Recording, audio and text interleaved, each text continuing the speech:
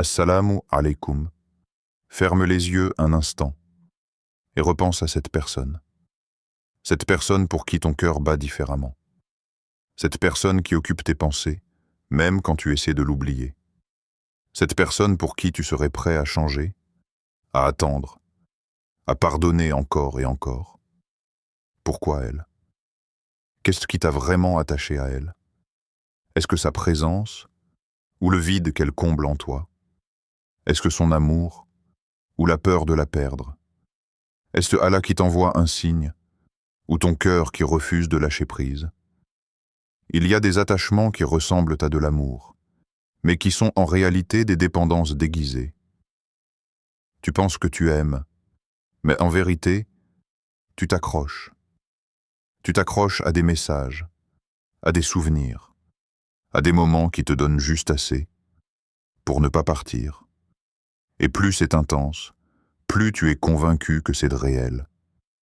Mais laisse-moi te dire une chose difficile à accepter. L'intensité ne prouve rien. Ce qui brûle vite peut aussi te consumer. Ce qui te fait vibrer peut aussi te déstabiliser. Et parfois, ce que tu appelles amour est en réalité une épreuve silencieuse. Allah dit « Il se peut que vous aimiez une chose alors qu'elle est un mal pour vous » Sourate Al-Baqarah, verset 216.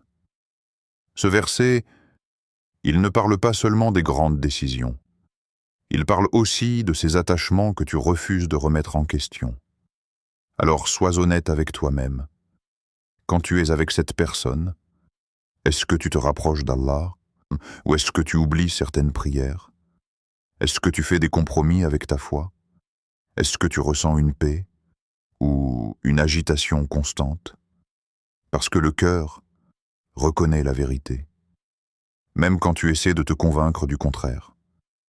Il y a une différence entre un amour qui t'élève et un attachement qui t'épuise. Un te rapproche d'Allah, l'autre te distrait de lui. Et parfois, Allah ne retire pas une personne de ta vie parce que tu ne la mérites pas, mais parce qu'elle n'est pas bonne pour ton cœur, ni pour ton âme. Imagine un instant, quelqu'un qui t'aime vraiment pour Allah, quelqu'un qui te rappelle la prière au lieu de t'en éloigner, quelqu'un qui te respecte assez pour ne pas te mettre dans une situation qui déplaît à Allah. Est-ce que ce que tu vis aujourd'hui ressemble à cela? Ou est-ce que tu es en train de t'habituer à quelque chose qui, au fond de toi, ne te rend pas en paix? Allah dit aussi, « Le jour où ni les biens, ni les enfants ne seront d'aucune utilité, sauf celui qui vient à Allah avec un cœur saint. » Sourate Ash-Shu'ara, versets 88 à 89. Un cœur saint. Pas un cœur brisé par des illusions. Pas un cœur prisonnier d'un attachement qui l'éloigne de son Créateur. Mais un cœur libre. Un cœur qui aime, sans se perdre. Un cœur qui s'attache, sans oublier Allah. Alors pose-toi cette question. Sincèrement, est-ce que cet amour te rapproche de la personne que tu veux être devant Allah? Ou est-ce qu'il te fait lentement devenir quelqu'un que tu ne reconnais même plus? L'histoire de ce cœur qui s'est perdu. Pour mieux se retrouver, il y avait une personne, comme toi. Pas parfaite, pas toujours forte, mais sincère dans ce qu'elle ressentait. Elle avait rencontré quelqu'un, et sans vraiment s'en rendre compte, son cœur s'était attaché doucement, puis profondément. Au début, c'était léger, presque innocent. Quelques échanges, quelques sourires, des habitudes qui s'installent, puis un jour, cette personne est devenue importante. Pas un peu, pas juste comme ça. Importante au point de vérifier son téléphone en se réveillant. Importante au point de penser à elle dans ses invocations. Importante au point de ressentir un vide dès qu'elle s'éloignait. Et elle appelait ça de l'amour. Chaque nuit, elle levait les mains vers Allah. Elle disait « Ya Allah, si cette personne est bonne pour moi, rapproche-la de moi. Ne me l'enlève pas. » Mais au fond, Elle ne demandait pas vraiment ce qui était bon pour elle. Elle demandait ce qu'elle voulait. Et il y a une différence. Puis, sans prévenir, tout a changé. Les messages sont devenus rares, les réponses froides, l'attention disparue. Jusqu'au jour où il n'y a plus rien eu. Plus de comment tu vas, plus de je pense à toi. Juste un silence lourd, difficile à accepter. Et c'est là que son cœur s'est brisé. Elle ne comprenait pas. Elle avait fait des douas. Elle avait espéré. Elle avait cru que c'était un signe. Alors pourquoi Allah a laissé cette histoire se terminer? Pourquoi lui enlever quelque chose qu'elle aimait autant? Les jours passaient, mais la douleur restait. Elle repensait à tout, aux souvenirs, aux mots, aux promesses, même celles qui n'étaient jamais clairement dites. Et une question revenait sans cesse. Pourquoi, ya Allah, un soir, fatiguée de réfléchir, fatiguée de pleurer en silence, elle a ouvert le Coran, pas avec une intention précise, juste parce qu'elle ne savait plus où aller. Et ses yeux se sont arrêtés sur ce verset, et quiconque plaçait sa confiance en Allah, il lui suffit. Sourate At-Talaq, verset 3. Elle l'a relu, encore et encore.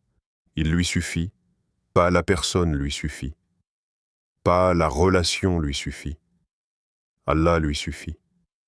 Et pour la première fois, elle a compris quelque chose qu'elle n'avait jamais vraiment compris avant.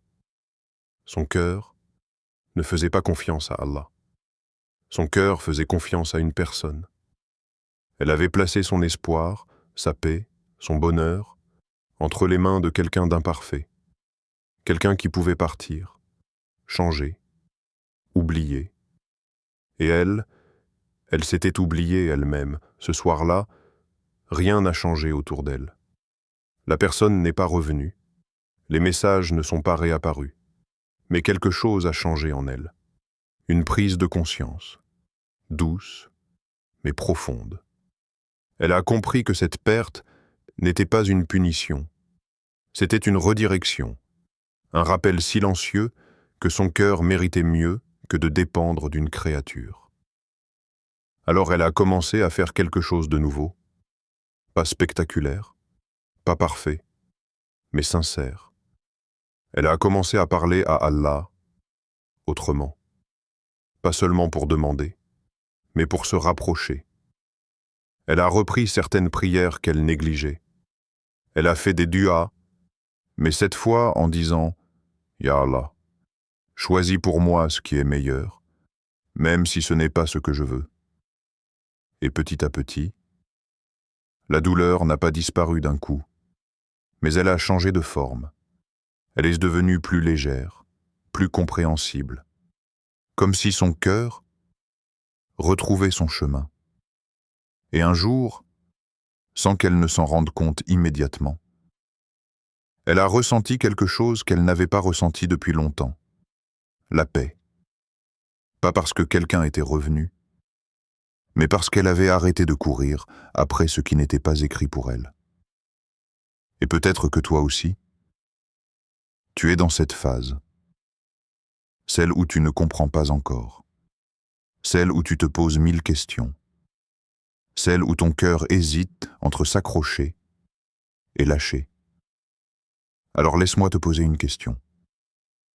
Et si ce que tu as perdu n'était pas ce qui t'était destiné?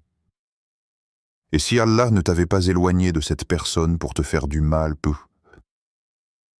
mais pour te protéger de quelque chose que tu ne vois pas encore? Et surtout, et si cette douleur était le début de ton retour vers lui? Et si ton destin en amour était déjà écrit? Et si tu n'étais jamais en retard? Pas en retard dans ta vie, pas en retard en amour, pas en retard dans ton histoire, mais simplement exactement là où Allah a décidé que tu devais être. Pourtant, regarde ton cœur. Il court, il compare, il s'inquiète. Tu vois des gens se marier. Tu entends des histoires d'amour qui commencent. Tu regardes ta propre situation et tu te demandes Et moi, quand est-ce que ce sera mon tour? Pourquoi ça n'arrive pas encore? Et parfois, une peur silencieuse s'installe. La peur de rester seul, la peur d'être oublié, la peur que ton destin passe sans toi. Mais laisse-moi te poser une question différente. Et si rien de ce qui t'est destiné ne pouvait t'échapper? Pas une rencontre, pas une personne, pas un moment. Elle a dit « Nul malheur n'atteint la terre ni vos personnes, qui ne soit enregistré dans un livre avant que nous ne l'ayons créé. » Sourate Al-Hadid, verset 22. Avant même que tu ressentes ce manque, avant même que tu rencontres qui que ce soit, tout était déjà écrit. Pas seulement les grandes lignes, mais les détails, la personne que tu rencontreras, le moment exact où vos chemins se croiseront, les circonstances que tu ne peux même pas imaginer aujourd'hui. Alors pourquoi ce stress? Pourquoi cette impression que tu dois forcer les choses, que tu dois absolument chercher, courir, t'attacher vite, de peur de rater quelque chose? Ce qui est écrit pour toi n'a pas besoin que tu le poursuives avec anxiété. Ça viendra. Mais à une condition que beaucoup oublient, tu dois être prêt à le recevoir. Parce que parfois, le problème n'est pas que l'amour n'arrive pas. C'est que ton cœur n'est pas encore prêt. Prêt à aimer sainement. Prêt à ne pas dépendre. Prêt à ne pas se perdre dans quelqu'un. Imagine un instant. Si Allah t'envoyait aujourd'hui la personne qui t'est destinée, avec le cœur que tu as maintenant, est-ce que tu saurais aimer correctement? Ou est-ce que tu répéterais les mêmes erreurs, les mêmes attachements, les mêmes peurs, les mêmes blessures non guéries? Parfois, le retard que tu ressens est en réalité une miséricorde. Allah te prépare. Il purifie ton cœur. Il t'apprend à patienter, à comprendre, à grandir. Allah dit aussi « Peut-être détestez-vous une chose, alors qu'elle est un bien pour vous. » Sourate Al-Baqarah, verset 216. Ce que tu vis aujourd'hui, ce vide, cette attente, ce n'est pas un oubli. C'est une construction. Chaque déception t'enseigne quelque chose. Chaque attente t'apprend la patience. Chaque solitude t'oblige à te retrouver face à toi-même et face à Allah. Alors au lieu de demander « Quand est-ce que je vais rencontrer quelqu'un ?» essaie de te demander « Qui suis-je en train de devenir pendant cette attente ?» Parce que ton destin en amour n'est pas seulement une personne qui arrive dans ta vie, c'est aussi la personne que tu deviens avant cette rencontre. Et peut-être que le vrai secret, ce n'est pas de trouver l'amour, mais de devenir quelqu'un qui est prêt à le vivre, sans se perdre. Alors laisse les choses venir, pas avec passivité, mais avec confiance. Travaille sur ton cœur, rapproche-toi d'Allah. Apprends à être en paix, même seul, parce que le jour où ce qui t'est destiné arrivera, ce ne sera ni en retard, ni en avance. Ce sera parfaitement au bon moment. Le vrai amour ne te brise pas. Regarde honnêtement ce que tu vis, pas ce que tu espères, pas ce que tu imagines, pas ce que tu veux que ce soit, mais ce que c'est réellement. Est-ce que ton cœur est en paix, ou est-ce qu'il est constamment en train de lutter? Parce qu'on t'a peut-être appris quelque chose de dangereux, que l'amour, c'est compliqué, que l'amour, c'est douloureux, que l'amour, c'est des hauts très hauts et des bas très bas. On t'a peut-être même fait croire que si ça fait mal, c'est que c'est profond. Mais réfléchis. Pourquoi quelque chose censé apaiser ton cœur le fatiguerait autant? Pourquoi quelque chose censé te rapprocher du bien te pousserait vers l'inquiétude, le doute et parfois même la désobéissance? En islam, l'amour n'est pas un chaos émotionnel.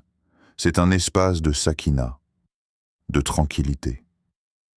Allah dit, et parmi ces signes, il a créé de vous, pour vous, des épouses afin que vous viviez en tranquillité avec elles, et il a mis entre vous affection et miséricorde.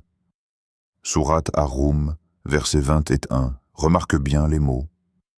Tranquillité, affection, miséricorde, pas anxiété, pas confusion, pas instabilité. Alors pose-toi une question directe. Quand tu penses à cette personne, est-ce que tu respires mieux ou est-ce que ton cœur se serre? Est-ce que tu te sens respecté ou constamment remis en doute? Est-ce que tu es valorisé ou souvent ignoré? Est-ce que tu es en paix ou toujours dans l'attente? Parce que l'attente constante, ce n'est pas de l'amour, c'est de l'incertitude.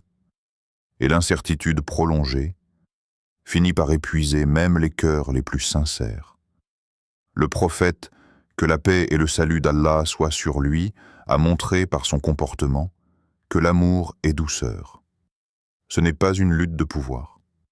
Ce n'est pas un jeu de distance et de rapprochement. Ce n'est pas une relation où tu dois deviner ta place. C'est clair. C'est respectueux. C'est équilibré. Imagine un instant. Une relation où tu n'as pas besoin de te demander si tu comptes. Une relation où tu n'as pas besoin de suranalyser chaque mot. Une relation où tu peux être toi-même, sans peur de perdre l'autre. Est-ce que ce que tu vis aujourd'hui ressemble à cela? Ou est-ce que tu es en train de normaliser quelque chose qui, au fond, te blesse? Parfois, le problème n'est pas que tu aimes trop, c'est que tu acceptes trop peu. Tu tolères le manque de clarté. Tu excuses le manque d'effort. Tu justifies le manque de respect au nom de l'amour. Mais l'amour, en islam, ne te pousse pas à te diminuer. Il t'honore, il protège ton cœur, il protège ta dignité, il protège ta relation avec Allah. Allah dit aussi, « Les bons sont pour les bonnes, et les bonnes sont pour les bons. » Sourate An-Nour, verset 26. Alors demande-toi, est-ce que cette relation te rapproche de ce bien, ou est-ce qu'elle t'en éloigne lentement? Parce que le vrai amour, ce n'est pas celui qui te fait perdre ton sommeil en pleurant. Ce n'est pas celui qui te fait douter de ta valeur. Ce n'est pas celui qui te garde dans le flou. Le vrai amour te rassure sans te contrôler, te rapproche sans te perdre, t'élève sans te briser. Et peut-être que ce que tu ressens aujourd'hui n'est pas un manque d'amour, mais un manque de paix. Et ça, ce n'est pas un détail. Ce message n'est pas un hasard. Et si ce moment était voulu, pas par l'algorithme, pas par une simple coïncidence, mais par celui qui connaît ton cœur, mieux que toi-même. Tu es là maintenant, à écouter ces mots, à ressentir quelque chose que tu n'arrives peut-être même pas à expliquer. Pourquoi? Pourquoi aujourd'hui et pas hier? Pourquoi maintenant? Alors que ton cœur traverse exactement ce qu'il traverse. Peut-être que tu fais partie de ces personnes qui sourient devant les autres, mais qui, au fond, portent une fatigue silencieuse, une fatigue de penser, de ressentir, d'espérer, puis d'être déçu. Peut-être que tu attends quelqu'un, ou peut-être que tu attends juste une réponse, une clarification, un signe, quelque chose qui te dise enfin « avance » ou « lâche ». Et dans cette attente, ton cœur s'épuise. Mais laisse-moi te poser une question. Et si le signe que tu attendais, c'était justement ce moment? Pas une personne qui revient, pas un message qui apparaît, mais une parole qui vient toucher quelque chose en toi, comme un rappel, comme si, au milieu de tout ce bruit, Allah attirait doucement ton attention. Pas pour te donner immédiatement ce que tu veux, mais pour te rappeler quelque chose de plus profond, que tu n'es pas seul, que tu n'es pas oublié, et surtout, que rien de ce que tu vis n'est inutile. Allah dit, « Et ton Seigneur ne fait du tort à personne. » Sourate Al-Kahf, verset 49. Même cette douleur que tu ressens, elle n'est pas injuste. Même cette attente qui te semble longue, Elle n'est pas vide de sens. Même cette personne qui est partie, ce n'était pas une erreur dans ton histoire. Tout est précis. Mais toi, tu vois avec des émotions, avec des attachements, avec des attentes. Alors tu interprètes la perte comme une injustice, le retard comme un oubli, le silence comme un abandon, alors qu'en réalité, c'est peut-être une protection, une préparation ou une redirection. Mais pour voir cela, il faut faire quelque chose de difficile. Faire confiance sans tout comprendre. Et ça, ce n'est pas facile. Parce que ton cœur veut des réponses immédiates. Il veut comprendre maintenant. Il veut être rassuré tout de suite. Mais la foi, c'est continuer à avancer, même quand tout n'est pas clair.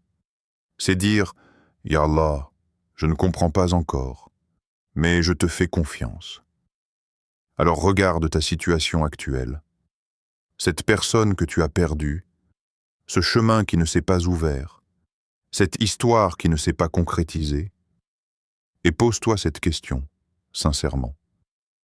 Et si ce n'était pas un rejet, mais une protection? Et si Allah voyait quelque chose que toi tu ne vois pas? Un mal caché derrière ce que tu aimais? Une douleur plus grande que celle que tu ressens aujourd'hui? Parfois, ce que tu considères comme une perte est en réalité une miséricorde déguisée. Mais ton cœur doit apprendre à lâcher, pas abandonner l'amour, pas fermer la porte, mais lâcher ce qui n'était pas écrit. Parce que s'accrocher à ce qui s'éloigne ne le fera pas revenir. Mais ça peut t'empêcher de recevoir ce qui vient. Et peut-être que, sans t'en rendre compte, tu es déjà en train de changer. Tu es moins naïf, plus conscient, plus proche d'Allah que tu ne l'étais avant. Alors même si tu n'as pas encore toutes les réponses, garde cette idée en toi. Ce qui s'éloigne de toi n'a jamais été destiné à rester. Et ce qui est écrit pour toi te trouvera, au moment exact où ton cœur sera prêt à l'accueillir.